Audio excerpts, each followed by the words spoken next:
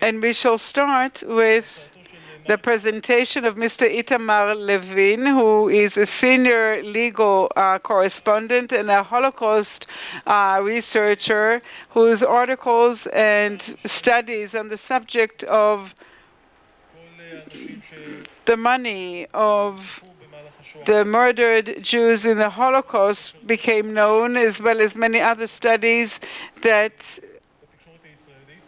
received a lot of attention in the Israeli media, and I'll ask him to speak about his recent study about the trials of Jews who were accused of. No need to applaud at this stage. Thank you for the invitation and thank you for coming.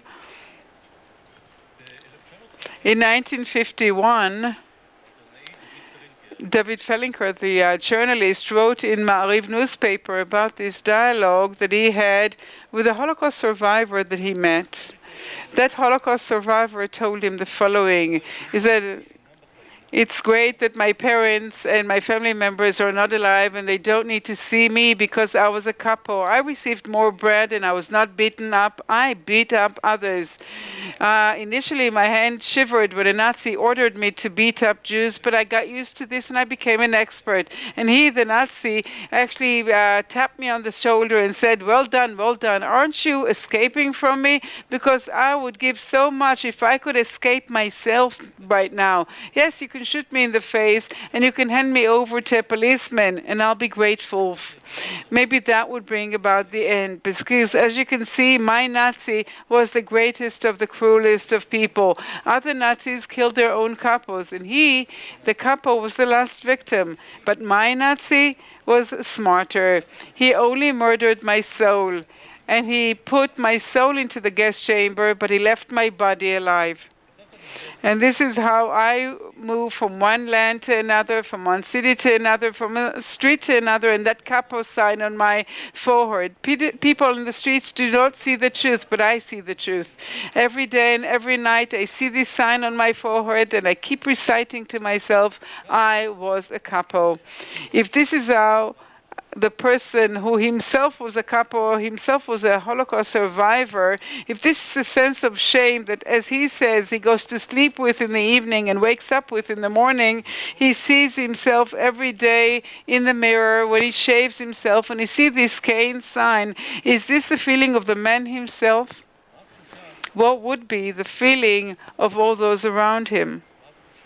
What would be the feeling of the survivors? What would be the feeling of those people who he beat up? Now, this is a rhetorical question because we know the answer to it. But just a methodical comment concerning what a capo is.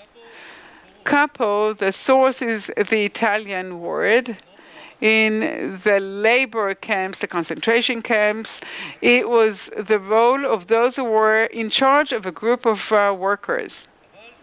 However, in the 1940s and mostly in the 1950s, the word capo became a generic term in Israel.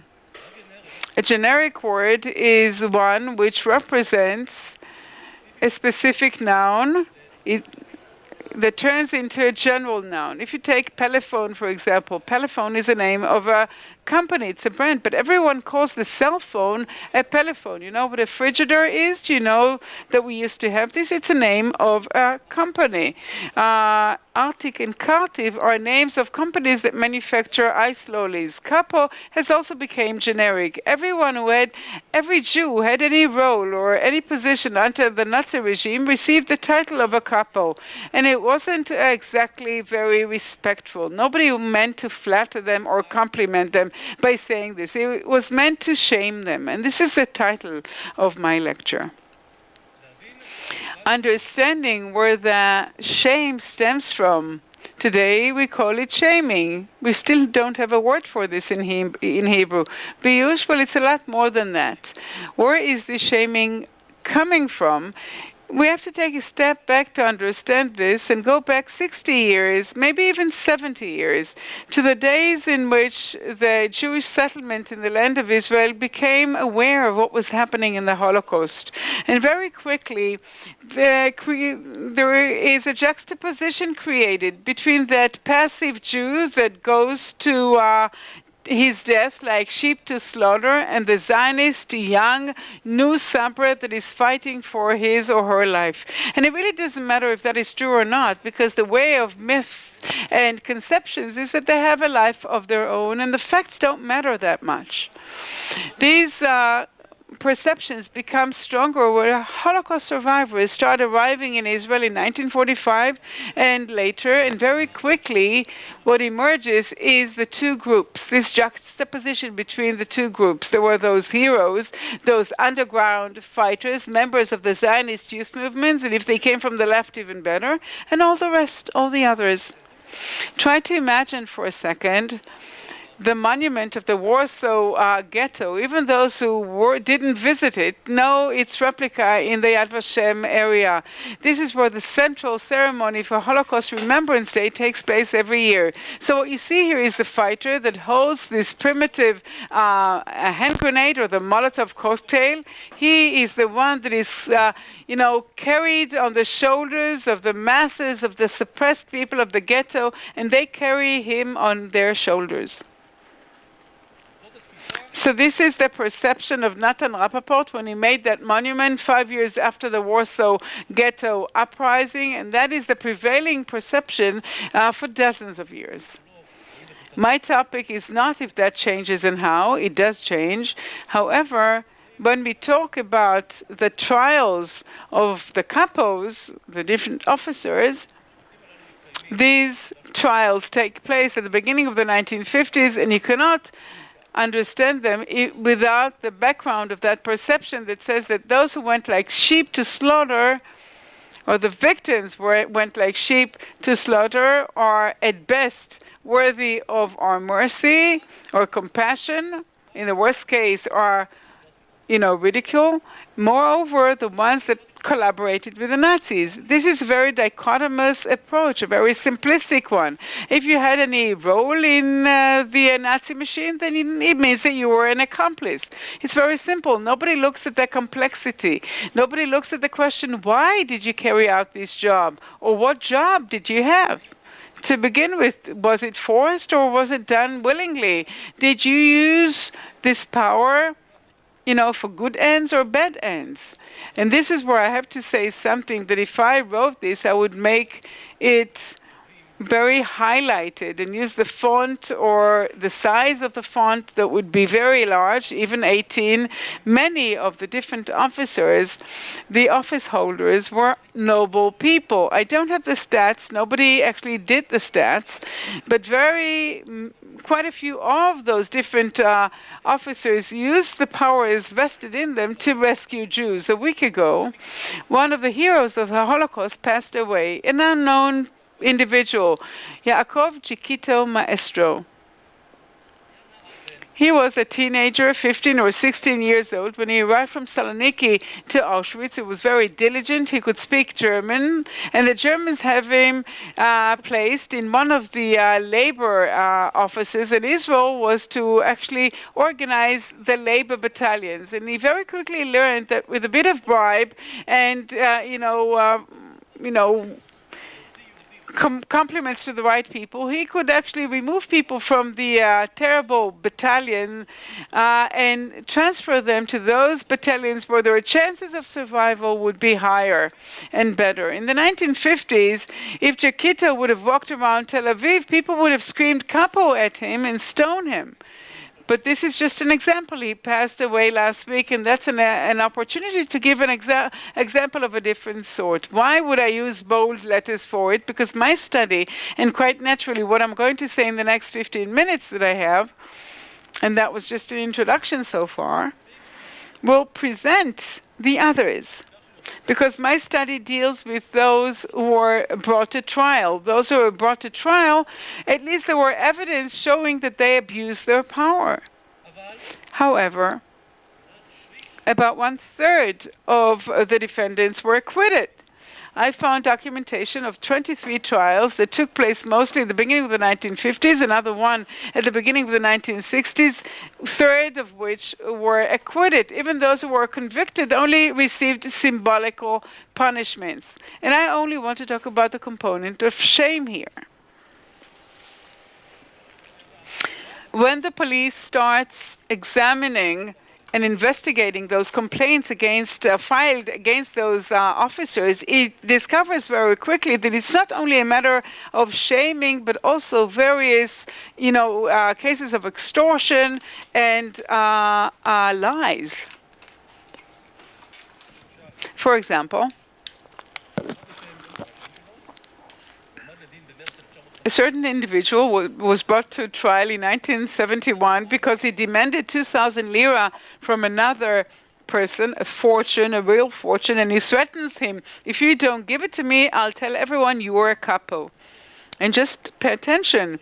If he says to others that he was a capo, it really doesn't matter if there is a police investigation or not. He will no longer deserve to live among the normal individual. This was a very small, Jewish settlement in the area of Tel Aviv. Almost everyone knew everyone, definitely among the survivors. Suffice it to say that someone was a capo, that would finish him off. You didn't need Facebook in those days. It was face-to-face, and that was enough. After a decade, a manager in Miftachim pension fund sues a clerk in the company for libel because he spreads the rumors that when the Lodz ghetto was closed, that he was walking around with an officer that was in charge of the liquidation of that ghetto. In other words, the shaming phenomenon and the shame phenomenon works both ways. The people themselves, at least some of them, are ashamed to say that they played a role. And just notice what that survivor, that capo, says to David Frankel. He doesn't even talk about what he did. He says, this is who I was, and that's enough. That's sufficient. And it also works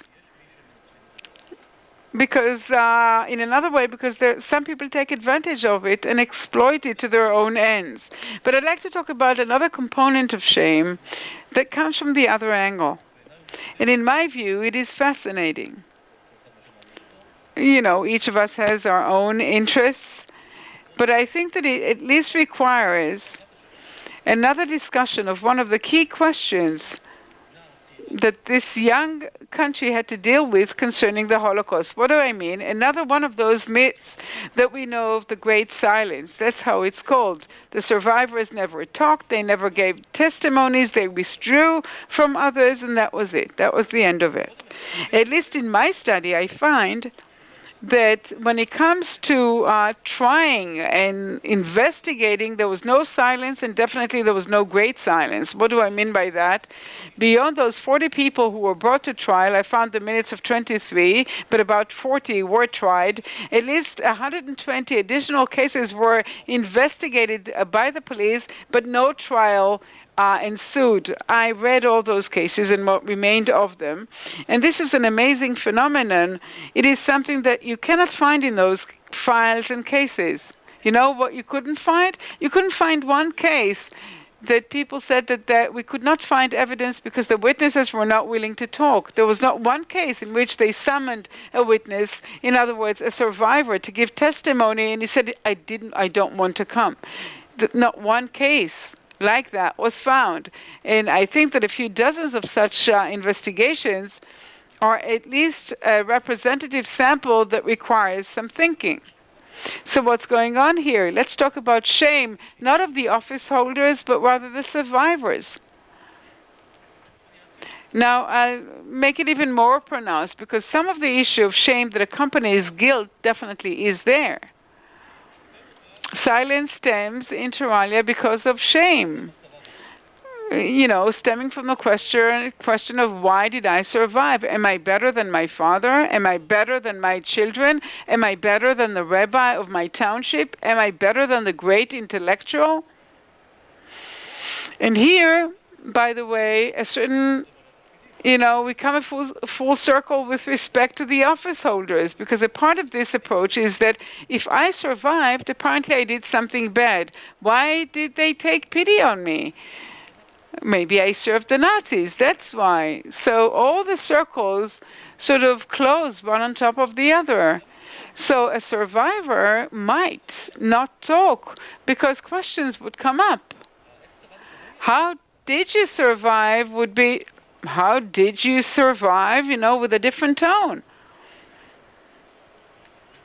Moreover, the silence is there on the familial plane. We know about many of the survivors who never spoke to their children, only to their grandchildren. One of the reasons why, as of the 1970s, more and more books are written about the Holocaust, simply because those people started writing to their grandparents, not their children. So is there shame or is there no shame? On the one hand, survivors are ashamed to say that they survived because, someone might use the term human dust, and people did do that, or say that if you were saved, apparently you did something bad to earn it. But on the same side, survivors do not talk to their family members, but on the other hand, they do very fluently write pages with foreigners, with police investigators. They go to court to give testimonies. Again, in a very tough situation. What does it mean to bring a victim to trial, to put him on the witness stand, and to hear them talk? Here and there are mental problems. You do encounter witnesses who experience a mental breakdown on the stand. Here and there's a witness that screams and even needs to be arrested because he flies off the handle. But it's not, silence. It's a way of people crying out their plight. I'm no psychologist or anthropologist or any of that, but I do want to propose an explanation. Beyond the fact that the great silence is a myth that has been blown up a lot into proportions that are far greater than it truly is, there's a difference between the personal plane and the public plane, and perhaps that brings us to opposite places. We would think that at home, within their families, people would speak more freely. And in the outside world, in public, they would do something else, but that is not true. We know this from daily life. Sometimes it's a lot easier to open up to a stranger. I'd like to say that when the survivors were asked to give testimonies, to witness against those who actually wronged them, they had absolute no shame. But when they wanted to present justice as they saw it subjectively, there was no shame and no silence. So you can tie this to another point. Many survivors, when they were asked how they survived, many of them answered that what gave them the strength was the will to survive and tell. It comes up in many testimonies, including those who were in that toughest of places. The ability to come back and tell is actually their raison d'etre. So when they encounter a worldview that says that if you survived, it means that you did something bad,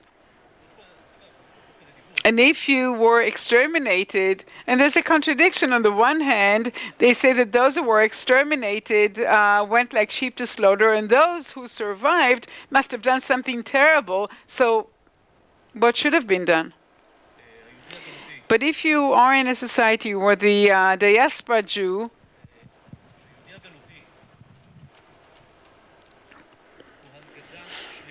is the negative of the Zionist Sabra,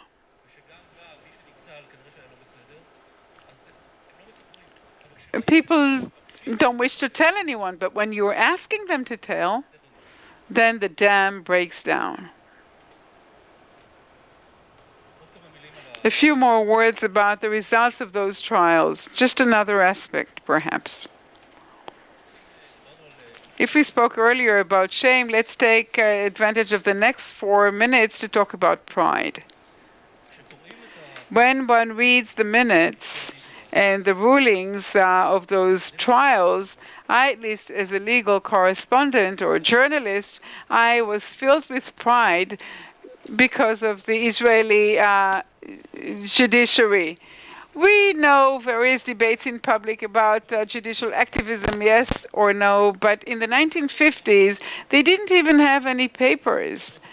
The minutes of those trials, the judges wrote in their handwriting on the backside of mandatory documents because that's all they had. It's a system that did not have the means or the power, or there were no secretaries even. And this system could take those trials, those highly charged trials, and to run them like any other trial. From the procedural point of view, yes, they were debating whether you could remember after so many years if the memories and the terrible events did not appear in layers, one atop the other, and make the latest one, make the previous one sort of be forgotten by others because of the latest ones. And don't take this too lightly, because if we add up that social atmosphere that I talked about before, it's not a simple thing to do. The easiest thing would be to convict every person who was a capo, so let's not sentence him to death or life imprisonment. We can give him 2 months. It's the easiest thing to do, but it wasn't done. And the judges know how to look at the detail, the last detail of every case, to take an indictment and break it down to components and convict in Article A, to acquit in Article D, and to say that there's decisive evidence for C. And the court can take such rulings and sometimes turn them upside down. So if we are talking about the shame that covered our faces, in most cases, it was not justified, because those who were saved definitely did not need to be ashamed of it. Those who had any job to do were supposed to be judged by himself or herself, and in their circumstances. And those who were brought to trial and tried, definitely they needn't be ashamed of it. They can only be proud. Thank you very much.